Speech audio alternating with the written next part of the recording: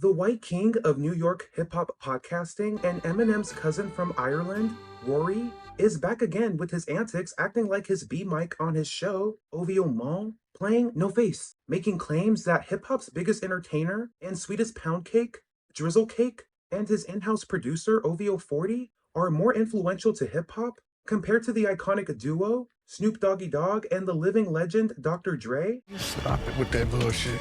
Comparing the music duos and their influence to hip-hop in comparison to OVO 40 and Drizzle Cake.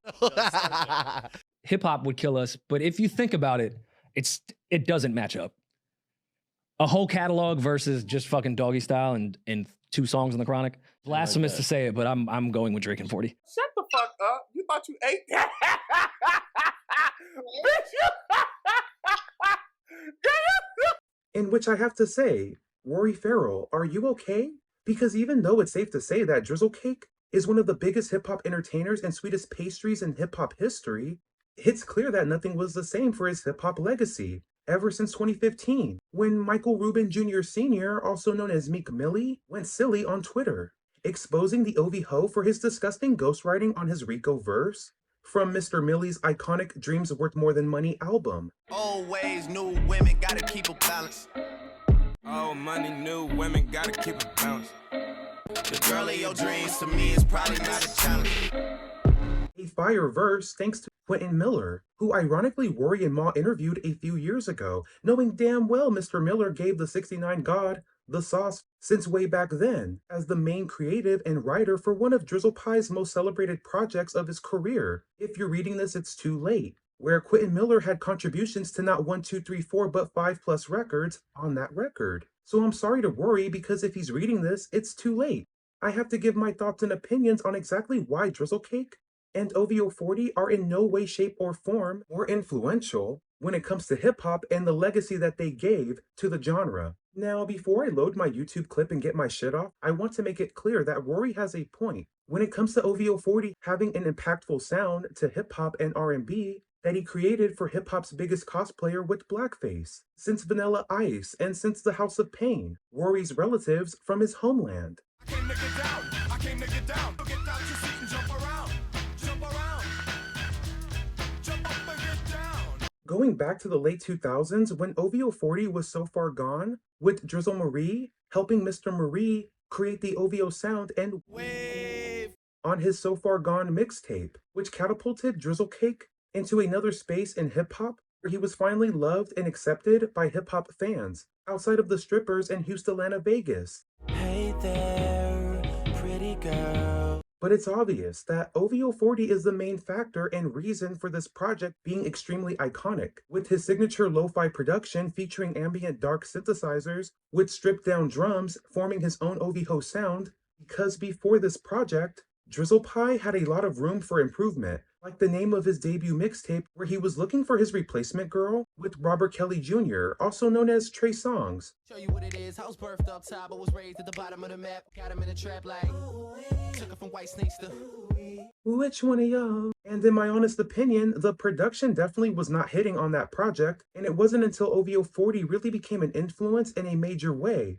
for Champagne Karen's career, when he became the executive producer for his 2009 So Far Gone mixtape, where you clearly see the improvement in the production. And it's safe to say that Drizzle Cake has some good verses on the So Far Gone project with records like Fear. and I could use a writer just to balance out my flows, but I never share my thoughts. This is all a nigga knows.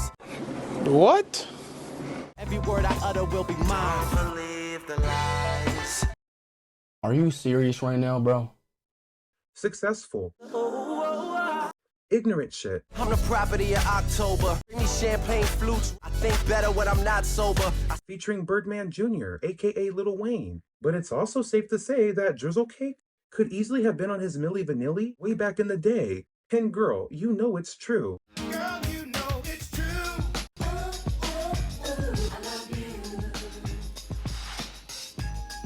Since Mr. Pie has been exposed for ghostwriting multiple times in the last decade, where he really isn't the writer for most of his records, from his B-sides to the Billboard records, even to his own timestamp records, where he has recently had accusations of having ghostwriters for those same timestamp records, like 5 a.m. in Toronto, and for one of my favorite records from Mr. Cake's 4 p.m. in Calabasas. We moving militant, but somehow you the one tanking. No limit to where I could take it. We even had the OGs try and press me. Ha ha ha ha. Just like the center of a Tootsie Pop, The world may never know. if Drizzle Cake actually wrote the lyrics from the So Far Gone project. That same underwater lo-fi production that OVO delivers definitely carried over on other projects for Drizzle Marie with his debut album Thank Me Later, when things were so Crazy and hectic. for Drizzle Cake, then to follow up with Take Care and Nothing Was the Same, also the Views album, where Drizzle Pie still carried that same foundation in the sound that OVO 40 essentially gave to the Certified Lover Cake. But in all honesty, OVO 40 production and sound was a primary force for the OVO roster mainly, including Peter Pan Graham, Party Next Door and his White Powder, Division, Roy Woods, and OVO Molina, allegedly.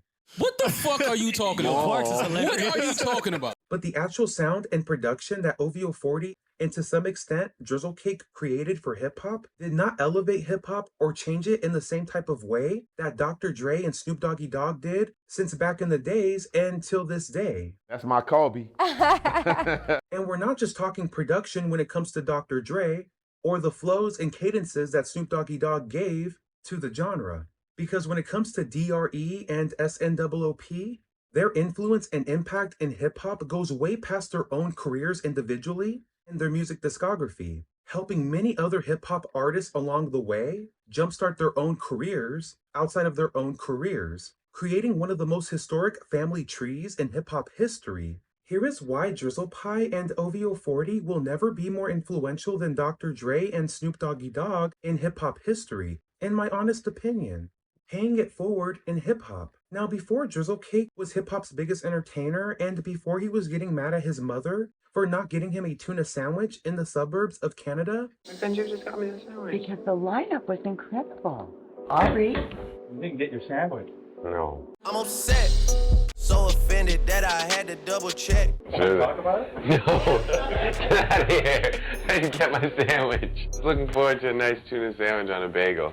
Dr. Dre and Snoop Dogg were already so far gone in the 1990s, when Dr. Dre already left an impact for hip-hop and his legacy with NWA in the 1980s, when he was screaming "fuck the police" straight out of Compton, literally.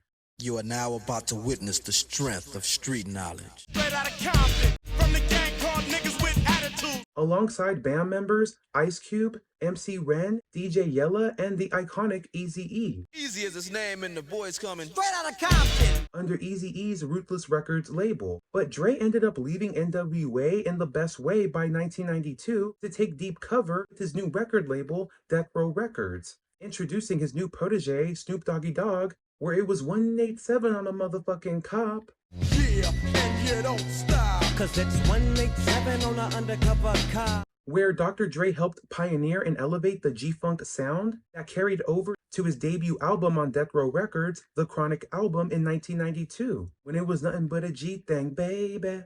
Too low death niggas, so we're crazy. It has some of the most iconic records in hip-hop history, showcasing the iconic sound that Dr. Dre gave to hip-hop back then. Motherfucker, I'm Dre. I'm rolling in my 6'4". What all the niggas saying? I'm only 18, so I'm a young buck. If I don't scrap, I'm getting stuck. I fell to the ground. Blood on my hands, I didn't understand. Laying in the ghetto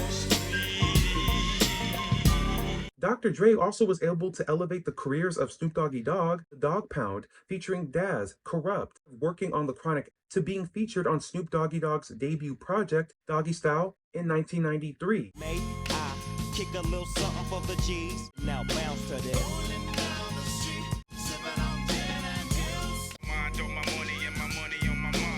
These two albums alone changed hip-hop history, more specifically from 93 to infinity. This is Tajay of the Mighty Souls of Mischief crew. I'm chilling with Festo, my man A Plus, and my man O. You know. This is how we chill from 93 to. This is how we chill from 93 to. Where Dr. Dre paved the way for the iconic G-Funk sound, delivering a blend of funk samples, heavy bass lines, iconic kick snare drums, and distinctive synth melodies that changed the mainstream sound of hip-hop for nearly 3 decades. Where even the king of baby oil himself, P. Diddy, was asking for a sample clearance from Snoop Dogg for the notorious B.I.G.G.I.E.'s debut album, Ready to Die, where you clearly hear Snoop Dogg's The Shiznit record from his Doggy Style album being sampled on the intro to Biggie's Ready to Die album, one of the greatest hip-hop intros for any hip-hop album of all time.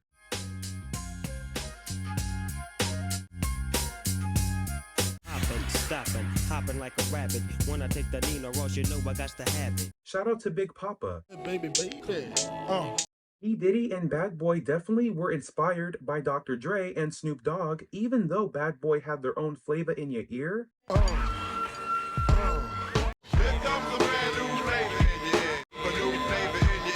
Of funk sounds for their East Coast hip-hop records. It was mainly thanks to the contributions of Dr. Dre and Snoop Doggy Dogg that helped other record labels at that time, like Bad Boy Records, and up-and-coming producer JD, also known as Jermaine Dupri, cultivate their own type of funk in their records and for the regions that they claim. Listen as I catch up on my pimpin', just like Ashford and Simpson, 'cause I'm...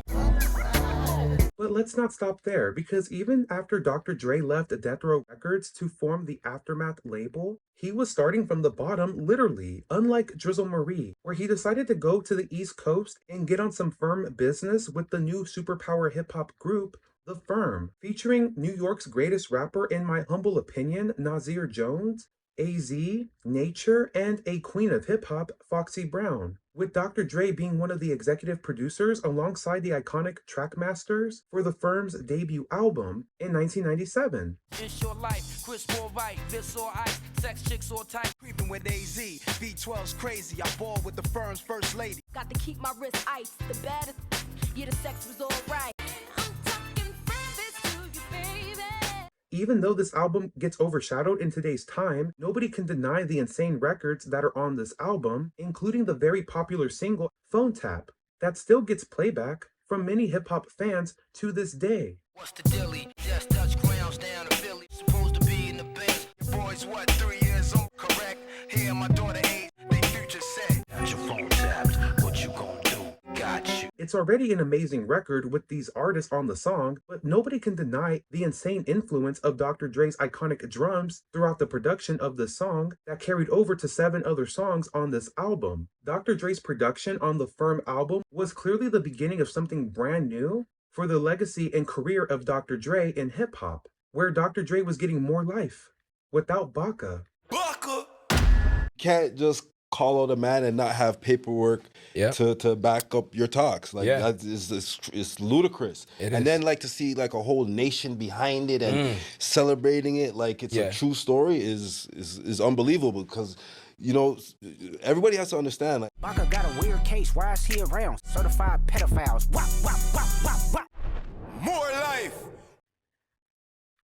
And a new legacy that was just about to start with Aftermath Records. And a few years later, while Snoop Doggy Dogg was struggling after his sophomore album, The Dogfather, trying to still hold the top spot in hip-hop, he eventually found his way as a No Limit Soldier in 1998. Snoop Dogg was able to bring the West Coast sound heavy and mix it in with the up-and-coming Southern hospitality that hip-hop was loving at the time on his 1998 No Limit debut album, The Game Is to Be Sold, Not to Be Told, followed up with one of my favorite Snoop Dogg albums in 1999, No Limit Top Dog, featuring a more heavier West Coast sound. Oh no, big Snoop Dogg, back up in the heezy, baby, you so crazy. While still including a No Limit roster and a reunion track with the legendary Dr. Dre. Dipping down Long Beach Boulevard, I only ride with my dogs. I don't give a fuck about none of y'all. I'm riding till the wheels fall off. Always dipping. Who at the time was really forming Aftermath as a legendary label, signing his protege in 1999 with Rory's cousin, Eminem, who was not afraid to take a stand. Everybody, come take my hand. And become one of the most controversial yet greatest rappers of all time. And let's turn back to Dr. Dre right now, because clearly at this time, Dr. Dre was releasing arguably his greatest album of all time, with 2001. Since the last time you heard from me, I lost some friends. Well, hell, me and Snoop, we dipping again. Sitting for the gangsters all across the world. Taking my time to perfect the beat. It's the DRE. Ironically released in 1999, featuring artists like Eminem, Motherfuckers act like they forgot about Dre. Starting your tape of NWA. Slim shady. Sorry, Doc, but I've been crazy. It's okay, go with him, Haley. Exhibit. I stayed with it, never knew about the next level until Dre did it. What's the difference between me and you? You talk a good one, but you don't do what you're supposed to do. And the artist he started with on Death Row Records, Snoop Doggy Dogg. It's the one and only Digo Double G. Top dog, bite them all, yeah, I'm burning it up. CBT, LBC, yeah, we hooking back up. You'll be relieving your stress. I mean, this album was literally explosive, like one of the singles on this project. Explosive. West Coast shit, they tell me my shit's the bomb, explosive. By this time, Dr. Dre already solidified himself for the third time in his career, where he was already 20 years in the game, making rap tunes, ever since Honeys was wearing Sassoon. I've been in the game for 10 years making rap tunes, ever since Honeys was wearing Sassoon. But it's not 1995. We're hitting into the new millennium past 1999. Clearly, Dr. Dre stood the test of time and was way more impactful compared to a producer like OVO 40, who only has had a maybe 10-15 year run by this time. It's clearly a difference between him and Dre. Because Dre wasn't even done by this time. He eventually became the biggest hip-hop mogul, where he elevated Eminem to become his own mogul, forming Shady Records under the Aftermath and Interscope imprint by signing a New York legend from Jamaica, Queens, Curtis Jackson, also known as 50 Cent, who clearly took over hip-hop in just 1 year in 2003, with 50 Cent's Get Rich or Die Trying debut album under Shady Records, Aftermath, and the G-Unit imprint. Oh, shorty, it's your birthday, and you know we don't give up, cause that's your birthday. You'll find me in the club. Even though Dr. Dre wasn't the biggest influence on 50 Cent's album, Dr. Dre clearly jump-started the career of Eminem, who eventually signed 50 Cent, making Eminem a hip-hop mogul by 2003. But again, that all goes back to Dr. Dre being the reason why 50 Cent was able to get that push from Eminem so heavily. We all know that P. Diddy wasn't going to do it. Somebody had to. I asked 50 about that. You asked him to take him shopping. Yeah, I thought he needed some clothes.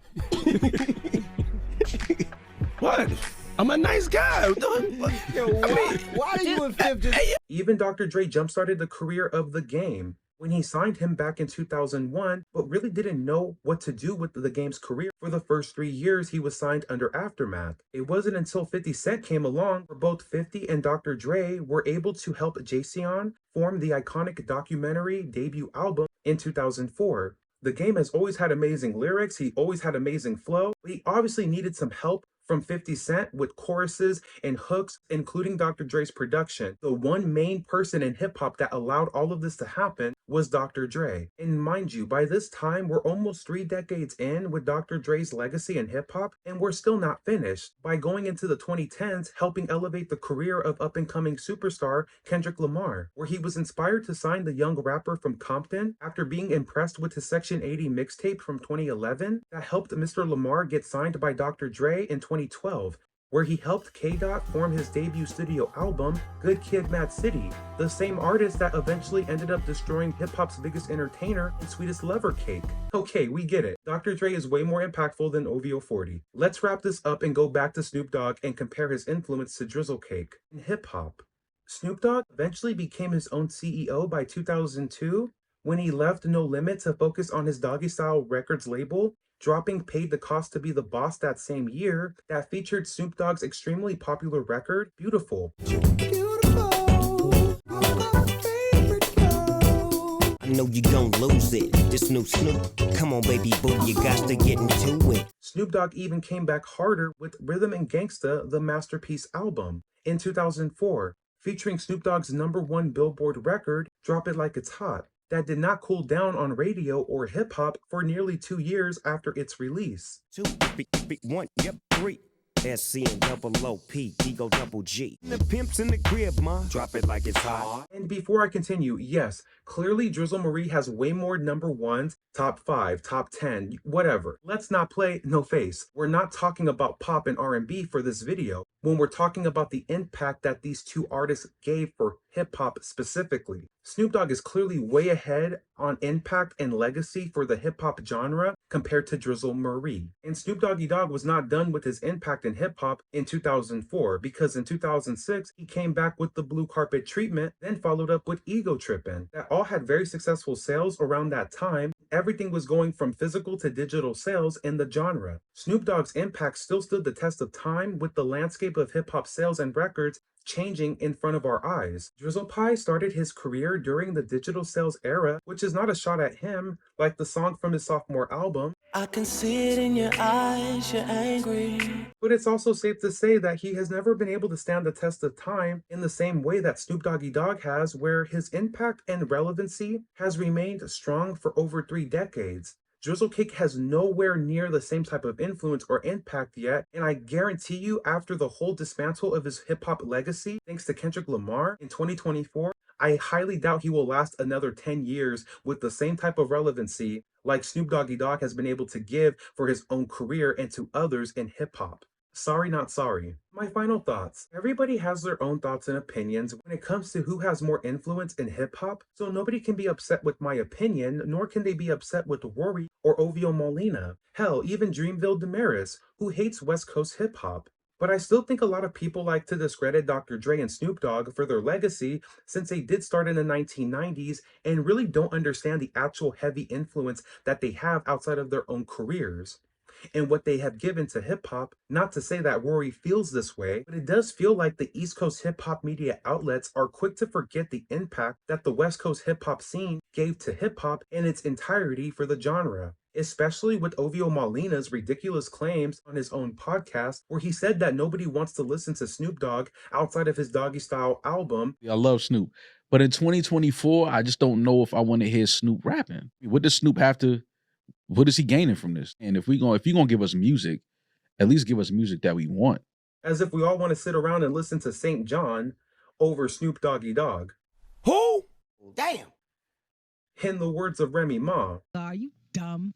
Sorry to St. John, you're great, but you know, when you really break down the science like Danny from the Stop, you really start to understand the influence of Dr. Dre and Snoop Dogg and how it goes way past an OVO sound that everybody tried to mimic for 10 years, that same sound that came from OVO 40 and not Drizzle Marie. And yes, I love to bring up R&B because it's not really hip-hop that took on that influence from OVO 40's sound. Even with Bryson Tiller, who has his own trap soul type of sound that started in 2015, we can all agree a little bit at least that his sound really does come from the foundations of an OVO 40 type of sound. Not understanding this logic. I want you bad as ever. And really made it good with his trap soul type of sound on his debut project in 2015. But again, that's more R&B. When we're talking hip hop, there is no way I can agree that OVO 40 and Drizzle Marie are more impactful than Dr. Dre, Snoop Doggy Dogg, the G-Funk era that literally carried hip hop for over 2 decades. Thank you so much for watching today's video. Again, I love Rory and Ma as podcasters, but I can't stop, won't stop. No P. Diddy when it comes to some of the crazy takes that they have on my West Coast legends. Also, comment below on who you think is more impactful, Dr. Dre and Snoop Dogg as a collective or OVO 40 and Drizzle Marie. Don't forget to like, comment, and subscribe. And until next time, go be amazing and have an amazing rest of your day.